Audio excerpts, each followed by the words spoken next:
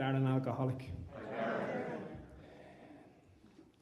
My sobriety date is the 18th of March 2014, so I've just turned 10 years sober. My last drink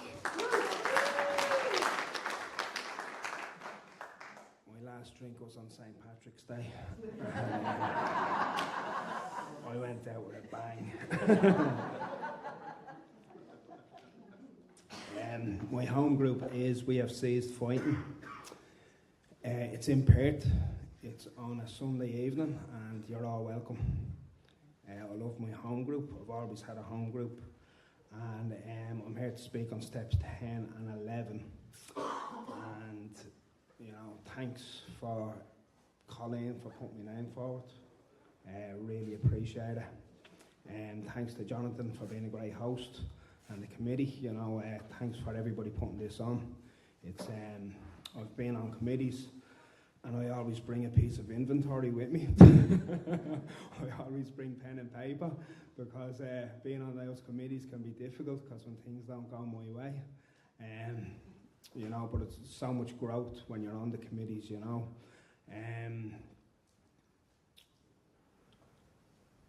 I loved alcohol.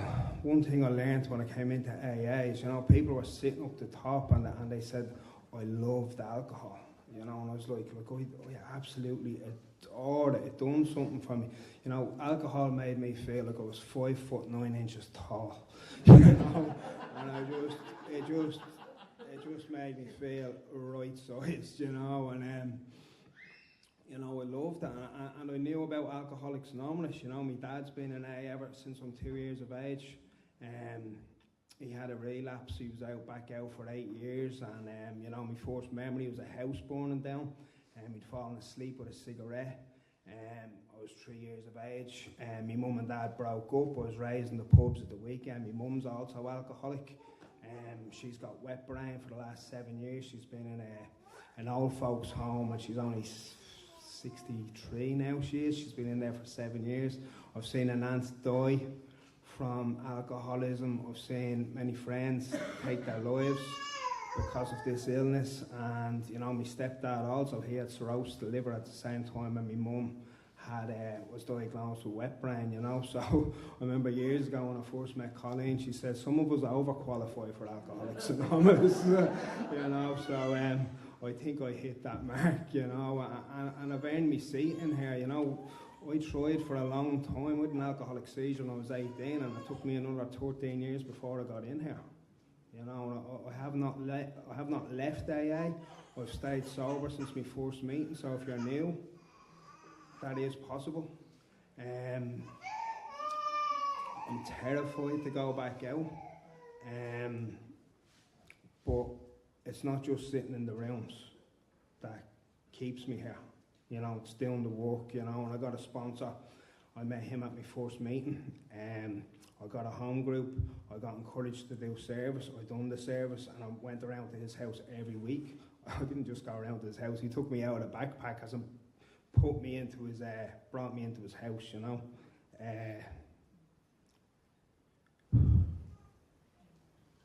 that probably stopped me from drinking. Sitting in a backpacker's man, everybody's drinking around, and I go down to the river every night with my little big book, and I just read it. And I identified with that phenomenon of craving and stuff, and it was like my very first meeting was a big meeting. It was an anniversary meeting. There was about 70 people in the room, and I just felt at home. I just felt at home. I just felt the love. I was like, I belong here, and I've stayed, and I went through the program with my sponsor, and I done that 5th step, and I didn't leave anything out, and I just didn't want to drink. I just didn't want to drink, and he brought me through when I went home, and I made a lot of amends. I went home after 7 years. I was 3 years sober, and I made 20 amends, I was like willing, and I was amazed before I was halfway through. So I stopped doing them.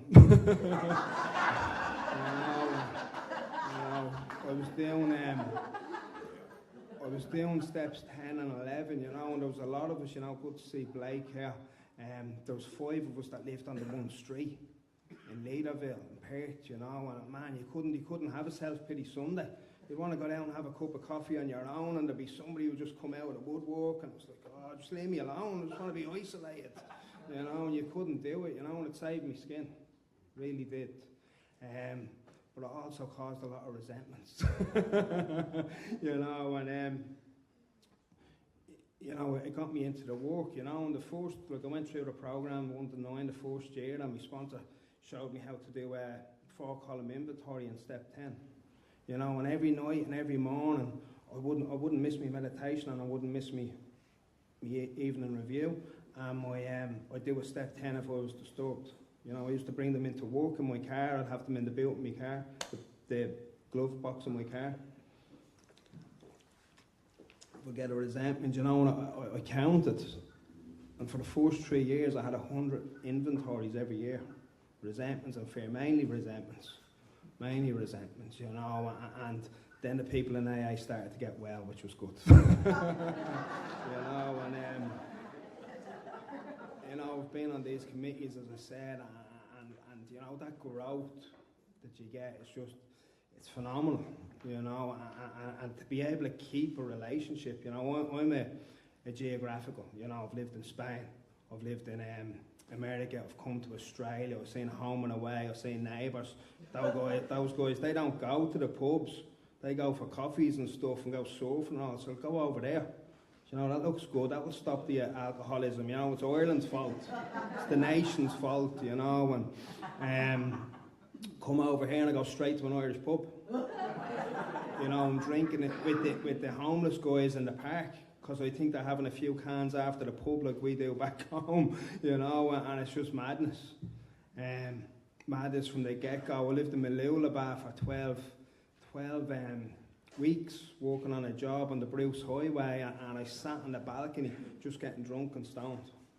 You know, I didn't go to the beach until the very last day. You know, I went to the beach the other day, and that was the first time. I've spent 6 months in Queensland, and that was the first time I've been on the beach, because I'm so afraid of what everybody thinks, because everybody's looking at me. And that ain't true. But my selfishness and self-centeredness thinks it is. I'm ashamed of myself, I'm ashamed of my body. I think everybody's just constantly looking at me. You know, and I've come into AA, you know, and it shows me like the drink ain't actually my problem. And I wish it was. You know, I'd just say stop drinking. And I just stopped drinking. I wouldn't need you guys, I wouldn't need a sponsor, I wouldn't need to work this programme, I wouldn't need to be of service, I wouldn't need to do all the things that we have to do. But I have to do them because my life is on the line, and you know, I done that step 3 when I first came in with my sponsor, and like I just didn't want to drink, you know, and we built a relationship that after a few years it formed into a friendship, you know, which is what we probably needed at the time. It is what it is, you know. When we were at a Snoop Dogg concert, you know, that's a good place to go with your sponsor.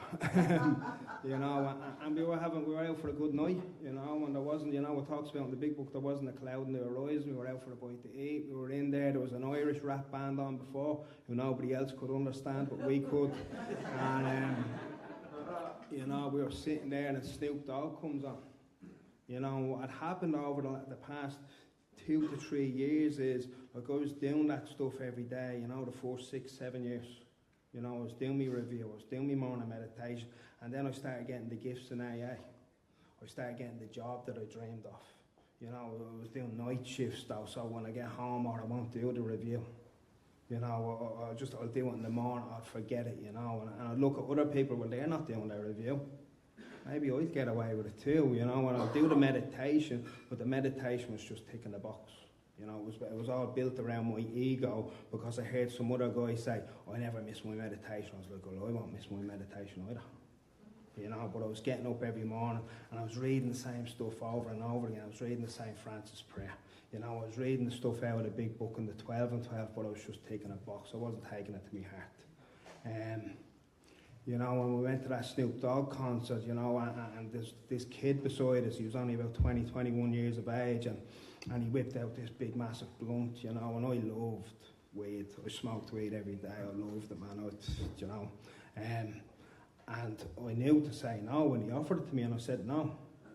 And the thing went around, you know, and he offered it to my sponsor, and he said no, and then he gave it to a couple of girls behind us, and then, you know, the mind came in, you know, that peculiar mental twist that has been talked about in the meetings, and you know, it said, you know, Snoop Dogg's after coming all the way to Australia to see you.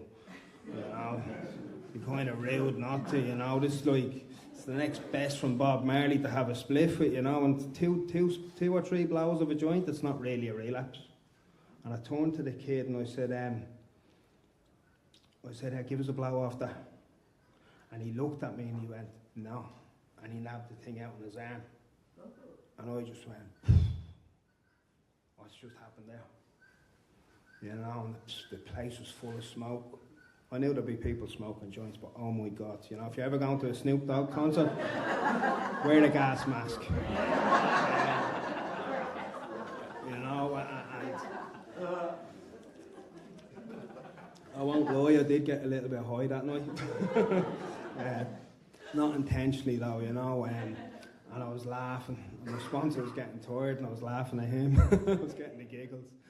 And we left there, you know, and a few weeks later, you know, Colleen's been helping me a lot for the last few years, and when what was happening was, I'd fallen asleep, dreaming I was awake, you know, and I'd ring Colleen for a bit of help, and she started me awake, you know, or somebody else would start me awake, and then I'd run to Colleen, and I'd do some inventory around, and you know, I'd been hurting a lot of people, even in AA, you know, my last home group and stuff like that. I wasn't diplomatic around things like that, and you know, and I got a new sponsor. She guided me towards Tony, and we went through the steps on through 1 to 9 again. You know, it wasn't even that. He asked me a few questions. I was after going to Bali to the convention. I think it was there where he asked me, and he says, "How's your step 12 gone?" And I was like, I've got this guy for the last few years, and he's my only sponsor. I hadn't brought anybody through the work in a few years. How's your step 11 going? I was like, yeah, I'll do that. But I was only ticking the box. You know, and then with my step 10, I hadn't been doing it, you know, and he said, how's your 9s going? And I was like, wow, you know, and it woke me up again. You know, we got back into the program. I worked steps 1 to 9, and when he brought me through step 3, he said, you know, he just underlined some stuff. We went through it in a way where every time it said self or I, there was a place that said I, he said, put your name in there. And it was powerful, and it was like my self-will had done all the damage around me, you know, and I didn't think I was actually in resentment. You know, and he said, just start writing them, and I wrote down on 51 resentments. You know, and I took that to the fear, and man, it just showed me, like, my mind doesn't even go to drink, my ego's so full, it was actually just went to the suicide. I don't know if any of you have done the BBA way, but it just went to the suicide, and it tells us, it says the first requirement that any life run on self-will can hardly be a success, you know, and it says selfishness, self-centeredness are the root of our troubles, and it will kill me, you know, and that's what I've been running on, and that thought would come into my mind at times about suicide, but I couldn't admit it to anybody. I couldn't ring my sponsor. 9 years sober, I'm going to 3 meetings a week, I'm doing this, doing that, you know, couldn't ring Colleen, couldn't tell anybody that stuff, you know, and I just think that I wish it away, you know, but it wasn't like that. And I got down and I looked at, you know, the resentment, and my sponsor got to me underlined, where it says, where have we been selfish, dishonest, self-seeking and frightened? You know, and our conduct, you know, my sponsor said something, he said, don't do just the sexual misconduct. He said, do your sexual conduct, do your conduct with everybody in your family. Do your mum, do your dad, do your brother, do your sister, do everybody.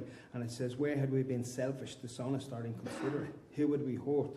Where was I at fault? And what should I have done instead? You know, and that's what I tried to do today, you know. And we got up to step 10, and I've been listening to Mark Houston ever since I was like in my first few months sobriety. I've been listening to KDP for years, you know, but I never got the message that they were saying to me until I'd sat down with my sponsor, and he really brought me through it, you know. And Colleen came over a few years ago, and I was sitting there identifying, it was brilliant, yeah. But I never really got it, you know. And my sponsor said, he said about that watch, you know, he says we should watch, you know, Mark Houston, he's like, we watch, we're awake, aware, all this stuff. And I'm like, Jesus, you know, you're listening to them when you're brand new, you know. And I listen to them now, and it's like, what am I watching for on a daily basis, you know? What I try to do today is, as soon as I wake up, I don't do it every day, but as soon as I wake up, I'm on the way to the bathroom, trying to watch where the mind is going. Try and watch, where am I getting to that self-pity? So not enough hours in the day, I have to go to work, I have to do this, I have to do that. Do you know what I mean? Constantly. Just constantly, you know, the ferret. Man, the ferret, it's just running. It's like a farm with them all weekend in my head, you know, and, you know, just waiting for this talk. I couldn't relax, you know, and, you know, my sponsor taught me that the word ask is a prayer. You know, it's all the way through the book, and I never knew it was a prayer. And I do the meditation a lot in the morning, and then there was no prayer. There's no prayer unless it was in an awful lot of playing, please God help me, please God help me. You know, and those prayers I've used over the years, but only when I've been in, and he's always come. He's always answered. God has always answered, you know. And my sponsor said, discuss, that, ask, discuss, speak to another alcoholic. See if I can get what's going on in my mind from a completely different angle. You know, because this mind, you know, the dishonesty in my mind, a lot of it can be delusional. It's completely made up. You know, and I see it from a different angle. So it's good to have step 10 buddies as well as a sponsor. Sometimes I can't get to my sponsor. Good to have people I can trust in here. Really, really important, you know. And, you know, amend that as I go along. I didn't have to, I shouldn't have having to make all those amends, run around AA, but I'd let them all build up. And it's about keeping this channel clear to God. How can I be connected to God if I'm not even connected with my people? You know, and then turn my thoughts to somebody else that I can help. Whether it's an alcoholic, a colleague, a family member, a friend, or a stranger. I just constantly turn back, you know, and my thought life, you know, my sponsor was doing this for weeks, and my sponsor says, right, he goes, you want to do another exercise? Yeah, I'm ready to go, and all the ego's all built and pumped, and yeah, he goes, right, stop doing everything. So what? You got to be kidding me. Stop doing your morning meditation. The Emma Fox mental diet, I heard Colleen speaking about it a few years before. I tried doing it. I lasted about 2 hours, if even that. And what it's about is watching your thought life and writing it down. And I got my phone out, I went to the notes, and every hour on the hour. And he said, stop doing inventory and stop doing your morning meditation for 3 days and see how you go. Oh my God, the pain. And I was only about an hour into it, and someone hung up on me. I rang my sponsor straight away. Somebody's after hanging up me after doing inventory and this, there's no way. He goes, they're after giving you work. Something to work with, you know. And I was like, right, I'll show you. And I'm on with my earphones, and I'm up the road, I'm listening to music and dance music, and I'm just really getting into it. And every hour on the hour, I'd write down my thoughts, and it showed me how sick I am. You know, I was, my mind was like dreaming about running over that guy's head in his car. Do you know what I mean? Like, that's not well. That's not well. 10 years sober, and I'm thinking these thoughts, you know, and the anger that's coming up, and the hatred in me from years ago that's just coming up, and it's violent. And by lunchtime, I'm on my couch in the fetal position, in agony. But the ego builds, and it's like, no, I'm not giving up, and I kept going, and by night time each night, I'd be just absolutely exhausted. Just on the couch, don't want to do it, but I wanted to do it.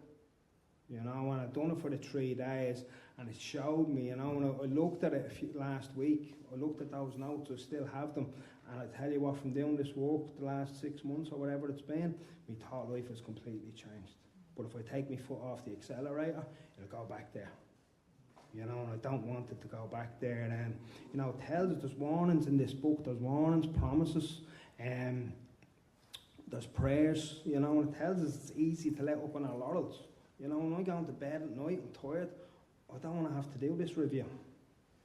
You know, I really don't. I want to watch telly. I want to go to sleep, you know. Or to be busy during the day. Look, we all are, we do stuff, you know.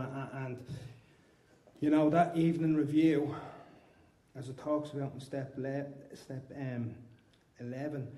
it catches what we missed throughout the day. You know, and the step 10 promises that's happened to me, you know, if you're new in the room, they're big promises. You know, it tells us that the thought of a drink will leave us. You know, that's powerful. For an alcoholic, somebody who cannot stop obsessing a drink. And you know, when I was 3 years sober, I was working in a brewery. That's powerful. I worked in a brewery for 3 months. I was building a place around this size. There was a fridge so they could bring all the alcohol in. And the alcohol didn't bother me one bit. They used to offer me drinks and all on the way home. I said, no, thanks, I'm all right. You know, I went to my sister's wedding last year, and a cousin of mine, she spilt a bottle of Bulmers, and she was in her bare feet, and I grabbed the tray off. It was full of Zambucas and drinks. There was everything on it. You know, and I brought it over the table, and the Zambuca spilled all over me. You know, I used to love shots of Zambuca. The smell of it, you know, it was all over my hand. You know, and I recoiled from it like a hot flame. Didn't bother me. Walked into the toilet, wash it off. Wasn't frightened. Wasn't terrified of the early days. I was terrified of alcohol. Couldn't go near it. Driving past the bottle shop used to just have me sweating, you know. And those promises have come true for me, you know. And but I have to catch it at night time. I have to catch it in that step, the step 11 review, you know, because the stuff builds up and builds up. And it says on page 84, if we have followed direction, we have begun to sense the flow of the Spirit into us. It's a vital sixth sense, you know. I'm getting that today. I can really feel it the last few months, you know. And I speak to my sponsor about it. Is that the sixth sense, or is it not? And it does be. You know, I can feel him talking to me. But we must go further, and that means more action. Prayer and meditation is more action.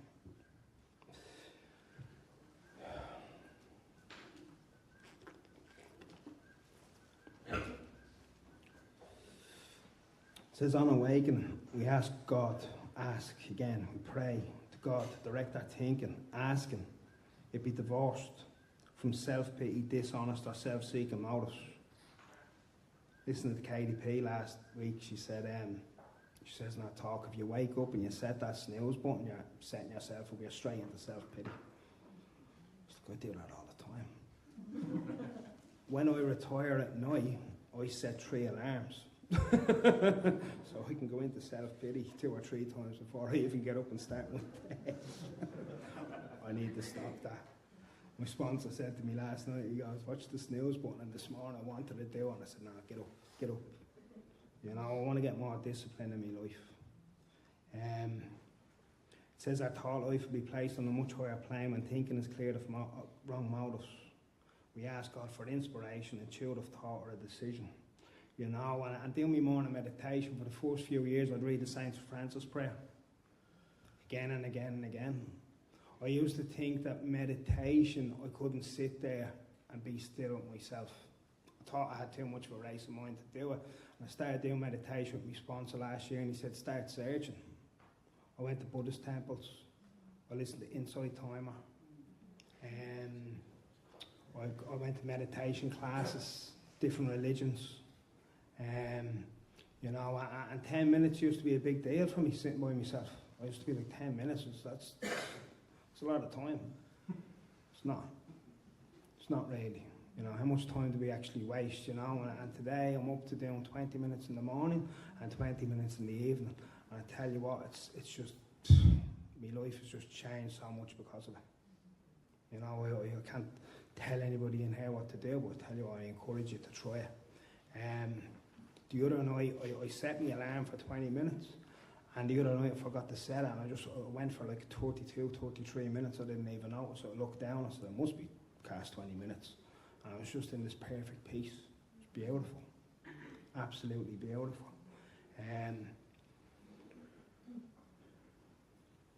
Some of the meditation, I went to a Buddhist thing, and I was walking meditation.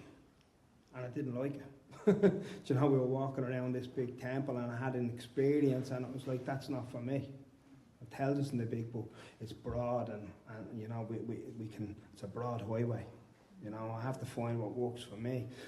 My sponsor introduced me to two-way prayer and I heard people speaking about it a few years ago. I was like, talk to God. I was like, you got to be kidding me. These guys are out of their mind, thinking that God's actually answering their prayers. You know, that God's speaking to them, and he showed me how to do, and he got me listening to a guy called Father Bill W. An alcoholic that's 30 years sober.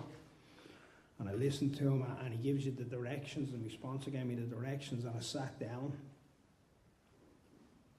take a moment, write out a question. What's the disturbance? How long do I go home to Ireland for? I was going home to Ireland last few months ago. Wanted to go for 2 months. The prayer told me to go for 6 weeks. By the end of that 6 weeks, I was ready to go home. Home. I never called Australia home. There you go. You know, and I write out the question. I pray to God, please give me the answer. And what I do is I start writing. And bang, he tells me. Sometimes it's only 2 or 3 lines. Sometimes it's a lot longer. It can be a full page. You know, and I speak to my sponsor about it, and we check it through the 4 absolutes: purity, honesty, love, and unselfishness. You know, we also meet on a Zoom meeting every most Tuesdays as a group of us, and we done it. My sponsor led it a few weeks ago, and it was powerful. And you know, I thought some of the guys were a lot older, sober than me, and there was one girl, and she was only 6 months sober. And the way she done it, I didn't realise at the time. I thought she'd been in for a few years, so it works for everybody. It's powerful. You know, when I use that, I want to use that. I want to utilise it. KDP speaks about it a lot. Thanks, brother. You know, and what it's done for me life is it's completely changed my thought life to where I have that vital sixth sense. I can feel the presence of God coming in, and you know, those big prayers that I talked about. I remember years ago I was out looking for a sponsee, really looking. I'm going to find a sponsee. So, you know, I was going to 10 meetings a week, 2 years sober.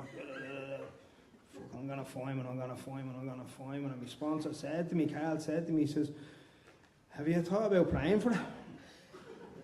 So I was leaving one morning to go out to work, and I swear to God, I'd left my front door, locked up the door, and I stuck my foot up against the wall and was like, oh, please God, when you're ready, give me a sponsee. And I swear to God, a guy that I'd met at a meeting a year prior rang me when I got in the door from work that day. He was like, you still doing that AA thing? And I helped him. I ended up helping him out for 5 years. He was with me. He's a long sponsee, Brody, his name, and some of you might know him. Good kid. You know, and I got home that day. I was, geez, this thing's really working. So tried it again the next morning. Met an Irish guy at the meeting that night. So all of a sudden I got 2 sponsees. Tried it again the next morning. Didn't work. You know,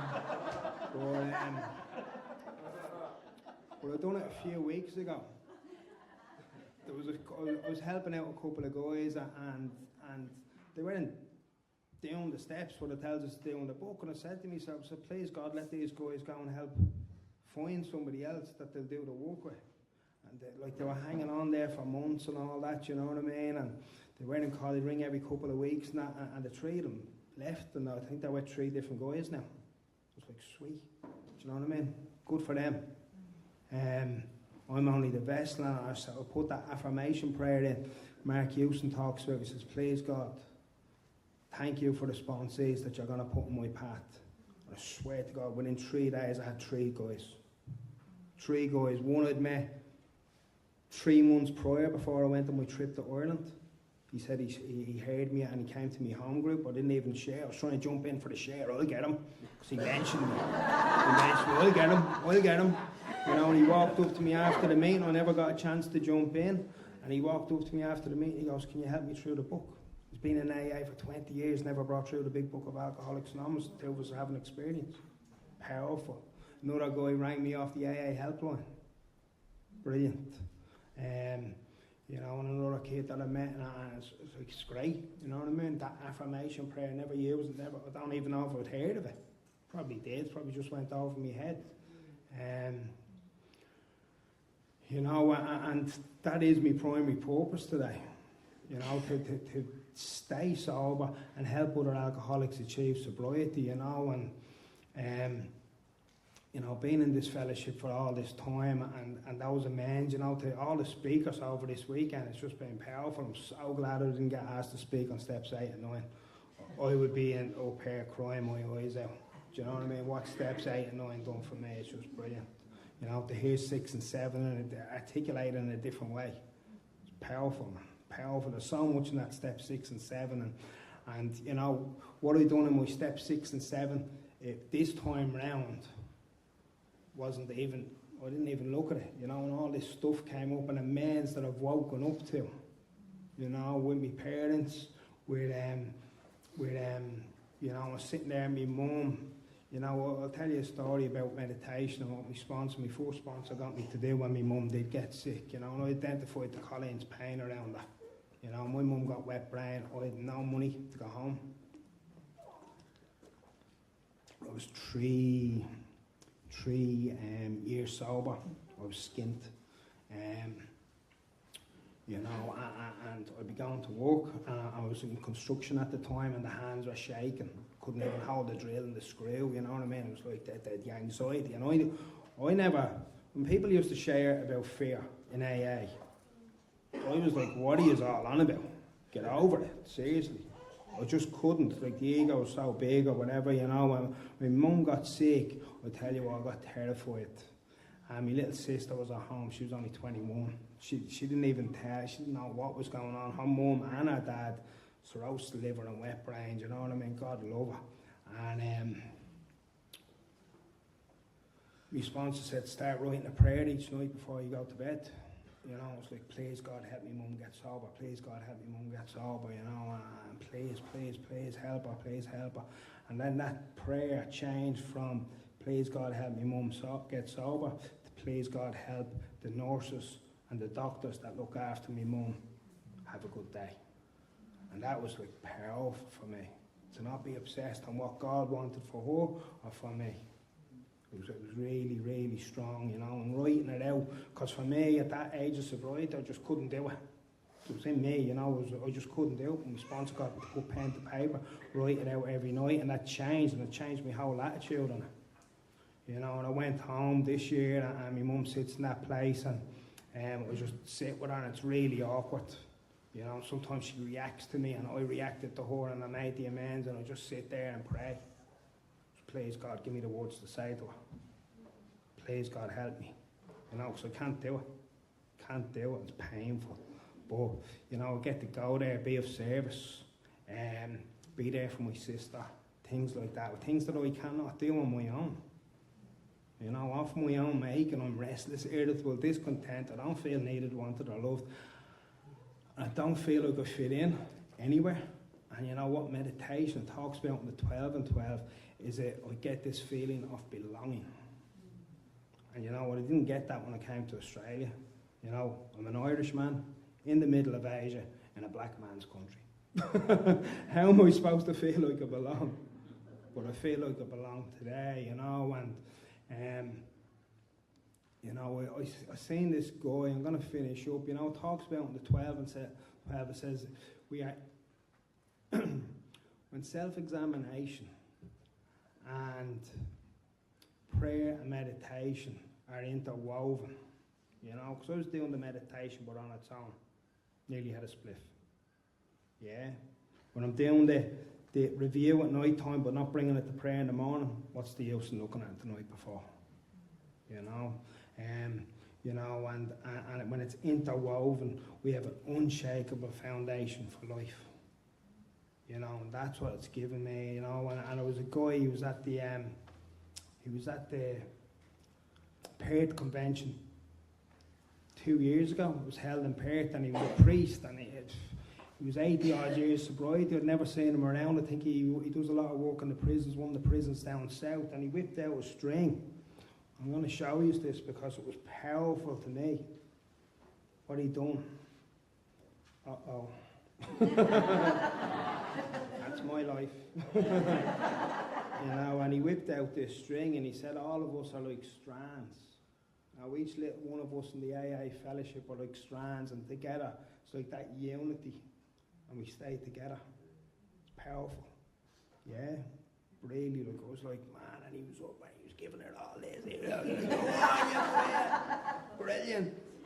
You know, but I was thinking about this, I was doing my meditation about this talk the other day, and I don't know if any of you know, like, you let this bit of strand, bit of string sit on, for example, what I was imagining was a gate of a field, and you let it sit there and it's getting weathered, the sun's on it and the rain's on it, and after years, if you pick up a string that's been weathered, it's easy to pull it apart and it breaks.